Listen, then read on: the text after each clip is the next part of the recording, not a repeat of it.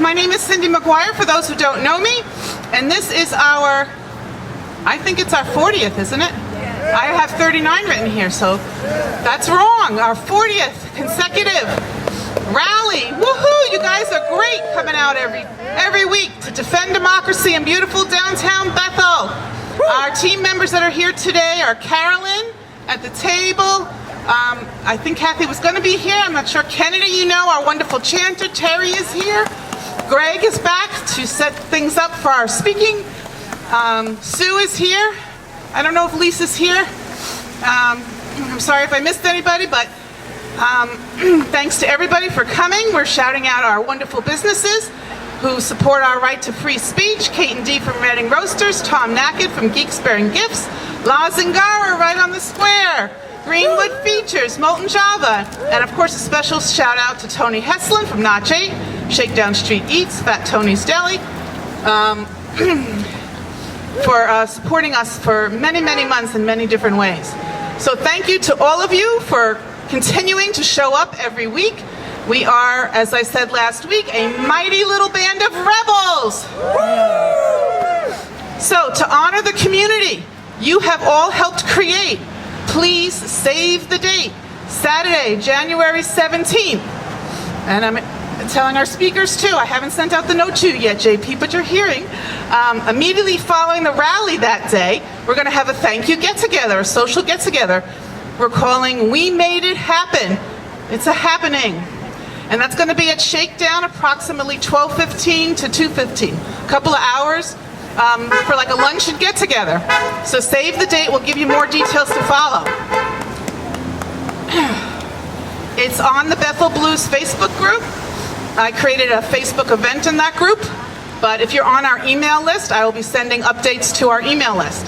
If you're not on our email list, go to our table and you can register, make sure you're on the email list. If anybody here wants to help plan the party, you're more than welcome to have volunteers. Sue and I are trying to organize that. You can let Sue or I know. I also wanted to mention another event that's happening tomorrow. It's called Music at the Ridge at the Unitarian Universalist congregation on Clapboard Ridge in Danbury. I have some flyers on the table, but it's, you might have remember Nancy Hershotter, who's did a little sing-along with us at our last No Kings rally, who works, is part of the Clearwater Revival singing group that sang with Pete Seeger and that whole contingent. Well, she has a whole organization of speakers, and they sponsor different musicians, and they're going to be performing tomorrow at the UU, and all of their proceeds are going to Danbury Unites for Immigrants. So they're holding a special event just to support our immigrant community. So that's near and dear to my heart and some of you here as well. So we have flyers on the table about that. So bring your voice, bring your spirit, bring your friends, and we're going to continue to make change visible. Yes, I know. Don't use paper, use your phone, Cindy. Okay. All right, well, we're very lucky today to have a wonderful speaker. First, I wanted to highlight something. The team felt it was important that we talk about December 1st. Do you know what was December 1st? It was World AIDS Day. So I'm sure most of you are familiar that it's a global movement to unite people in the fight against HIV and AIDS. It started in 1988 and it continues every year, December 1st, it's always December 1st, to show strength and solidarity against the stigma of HIV and to remember and honor those that have been lost to AIDS. And medical advances have helped people live longer and healthier lives, but it's still not good. A lot of people still don't have access to the medicines and drugs.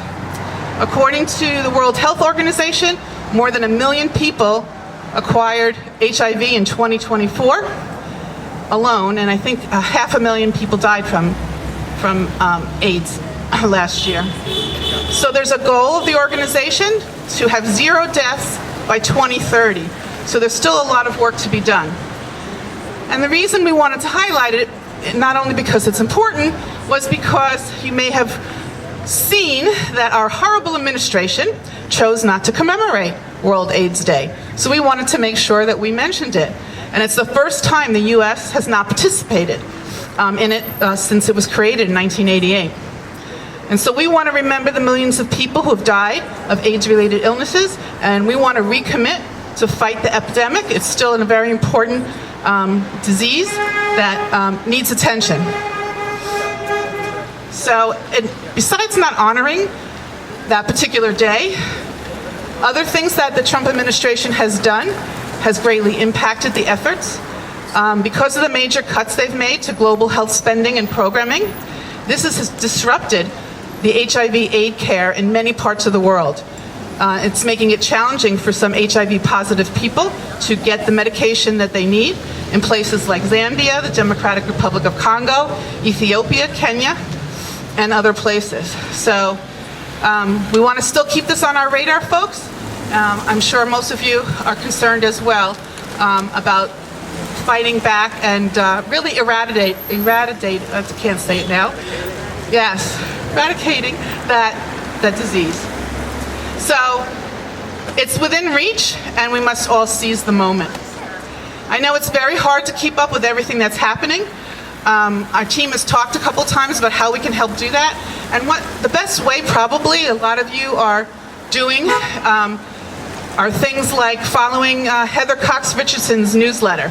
She sums up, some of the things that are happening, and she's an historian. She puts it in perspective. It's not a biased account of what's happening. But we have great local resources as well. Celeste Cobb, who runs the REBS group, which is the Reading, Easton, Bethel, Indivisible, Red, White, and Blue group. She puts out a fantastic weekly email. So if you're not familiar with that, we can get you on her list. Jackie Eaton as well runs the Indivisible group out of New Milford. She also puts together a fantastic newsletter each week. So they do a great job of summarizing everything that's happening, usually both at the national level but also locally. So, but our topic for today, on a very important topic that I know a lot of you have been following, has maybe put it over the edge. Maybe we're on the brink of really cracking through the other side. Illegal military orders. So thank you for Carolyn. Carolyn's here somewhere for suggesting that topic. And we're very, very lucky that JP was available, because who better to hear what this is about than from a veteran who knows it inside and out. So I don't need to try to explain any of it. He's going to help us better understand this. We're very lucky to have back with us Vietnam veteran John Paul, but I call him JP Trudell. Thank you. Thank you, Cindy, and Bethel Defends Democracy Rallies for inviting me to speak. And You have to be closer to the mic, like almost swallowing. And Cindy had some good outlines under Article 92 of the Uniform Code of Military Justice. Must obey lawful orders and disobey unlawful orders. Yes. Violate the Constitution, international human rights, and the Geneva Convention. And Nuremberg trials rejected the defense, I was following orders. That's not a defense. Yeah. Under the guise of a war on drugs, the Trump administration and the Department of War has been ordering illegal airstrikes near Venezuela without Congress approval.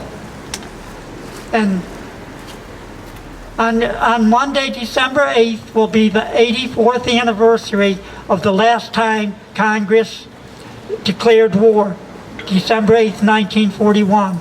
Under the Constitution says only Congress can declare war, not a military dictator.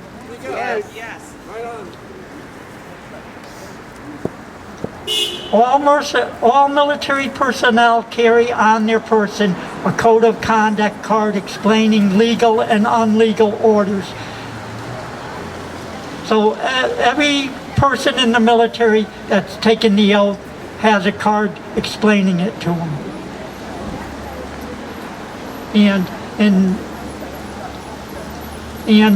The Posse Contumax Act of 1878 prohibits the use of military for domestic law enforcement, and the military should not be used in LA, Chicago, Portland, or any other U.S. city. They are not enforcing law. They are defending our democracy. They should not. Out of our cities. Out of our cities. Out of our cities. Out of our cities. Out of our cities. On January 21st, on January 20th last year, his inauguration day, one of the first things he did was he fired General Brown, chairman of the Joint Chiefs of Staff, the naval commander, the U.S. naval commander, and the Coast Guard commander. And in case people didn't know it, General Brown was of color, and the Navy commander and the Coast Guard commander were both women. What is he telling us? He's taken over the military, and there's no more diversity in the military, there's no more equity, and there's no more inclusion. He's done it to the country, now he's doing it to the military. A 5-time draft dodger has bone spurs. A convicted felon. Is this what we wanted? Is this what we voted for? I don't think so. We're not going back in history. We're not going back. We're not going back. They changed the Department of Defense to the War Department, going back in history. Because we're not a peaceful nation anymore. We're a right-wing dictatorship. That's right. Tyranny. And so now what they're doing in the Caribbean is illegal. Because Congress had never declared war. Plus the head of the Southern Command that was running the program in the Caribbean, he objected to some of it. So our illustrious War Department Secretary got rid of him. Criminal. He's a war criminal. Right, he is. Murderer. So what they're telling the servicemen is, if you don't believe what we're telling you and everything, you're not part of the service anymore. You might have given 20, 30 years to the military and defended this country, but they don't want to hear you because they have their own right-wing agenda that was part of the Phoenix Project, you know? It's like, so they had told us what they were going to do, and they told us, you know, but we didn't believe them. Now we're starting to believe them. We are. And they're putting people in there that aren't going to stand up and refuse illegal orders. You know, they're not going to do it. So what do we have to do? We have to speak up. And in the history of this country, people have always spoken up on illegal things. I was 19 when I was in Vietnam, and 20, and the year before I was there in 69, 70, they had a massacre in Vietnam, the My Lai massacre, right? Yes. And they rounded up women and children from the village, they put them in a ditch, and they were shooting them. There was one brave warrant officer Thompson. He was flying over in his helicopter. He landed his helicopter between the ditch and the soldiers and stopped the massacre. So, and then he reported it to his superiors. And the generals, they didn't want to hear about it. They tried to cover it up. And then they only charged 2 people, Lieutenant Calley, who was convicted, and I was stationed in Fort Hood in 1970, and there was a Sergeant Mitchell. He was a platoon sergeant, and he was acquitted. He said he was standing over the deck, watching his troops shoot the innocent civilians. But he got off because he said he wasn't firing, and they took his word. So there are people that will stand up, but they're trying to get rid of all the people that have the moral courage to speak out against them. So we gotta support them. We have to support them. And then during the Iraq War, Dick Cheney was vice president, and he talked about the weapons of mass destruction. To this day, they never found any weapons of mass destruction, but it led to a war in Iraq, and they said it was because of 9/11. Iraq had nothing to do with it. And Dick Cheney supported torture, which is illegal under the Geneva Convention. And they were waterboarding. And they were waterboarding and torturing people. Torture. And it was illegal. But Dick Cheney said no, it was legal. Now we have the admiral, the new admiral, Barkley, I think his name is. He's running the program now, and he said what they did in Venezuela, off the coast of Venezuela, was legal. Okay. You know, so it was a legal order. It's a crime. It's a crime. Murder. Murder. International crime. International crime. And the International Court in The Hague, Netherlands, should be investigating it. But Trump says the World Court in The Hague are going to give him a special medal. So here's somebody that's commander-in-chief that has never served a day, drafted Dodge, said he had bone spurs, and called myself and other veterans losers and suckers. But I'm standing here today telling you I'm not a loser and I'm not a sucker, and I'm standing here. We have to be. The backbone of America. So we have to support the military, the non-commissioned officers who take the orders from the generals and the majors. And most of them have been in the service probably 20, 30 years, but they're saying the thing hanging over their head now is if they speak out against this, they could lose their pension and they could be tried and they lose everything they worked for in defending this country for 20 or 30 years. So this is the moral courage we're asking them to do. And then we have the young soldiers, like I was a young soldier at 1920 in Vietnam, and the specialist in the National Guard was 20 years old. We're asking our young soldiers to make moral decisions, moral courage at such a young age where I know for myself in Vietnam, I had no idea what, and we're asking their families to support them and everything. So we have to support the families of the servicemen, and we have to support, and we have to say we're not going to stand for it. We're not going to go back. We're not going back.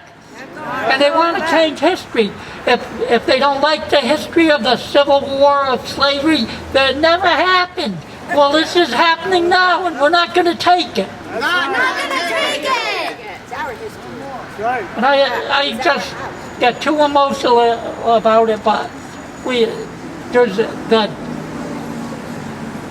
depth of the silence in this community and every other community is a disgrace. We have to make more people aware. Yeah. Get them to step up, too. That's it, we have to step up. We the people, it is our country.